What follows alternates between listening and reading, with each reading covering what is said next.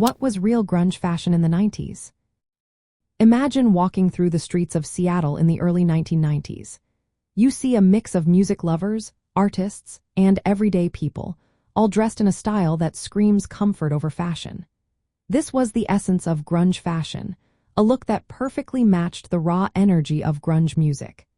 It all began in the mid-1980s but exploded into mainstream culture by the mid-1990s. Grunge fashion was all about being casual and unpolished. It rejected the flashy styles of the 1980s and embraced a more laid-back, anti-fashion vibe. Thrift store finds became the go-to for many.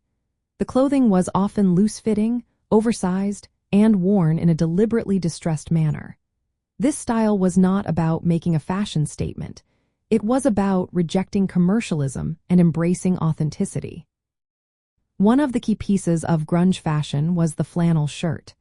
These shirts were often layered over t-shirts or plain tops, symbolizing comfort and practicality.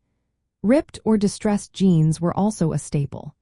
These jeans were typically loose or wide-legged and had a well-worn look, often appearing as if they had been through years of wear.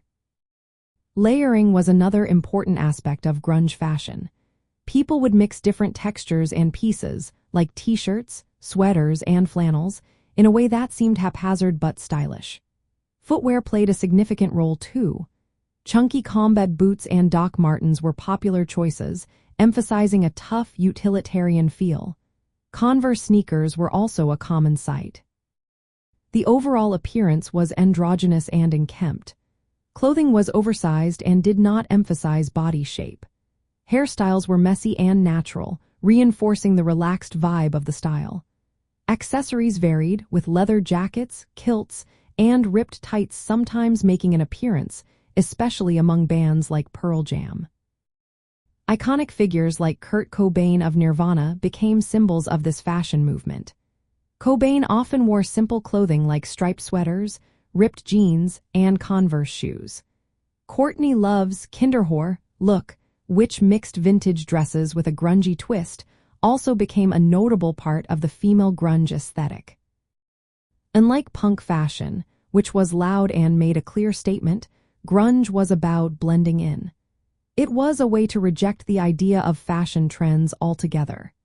This anti-fashion stance became a defining cultural expression for Generation X youth, who valued authenticity and rejected consumerism. Today, grunge fashion is remembered as a symbol of rebellion through simplicity and comfort. It stood in stark contrast to the flashy styles of the previous decade. The influence of grunge can still be seen today in vintage-inspired looks and the revival of thrift shopping as a popular fashion choice.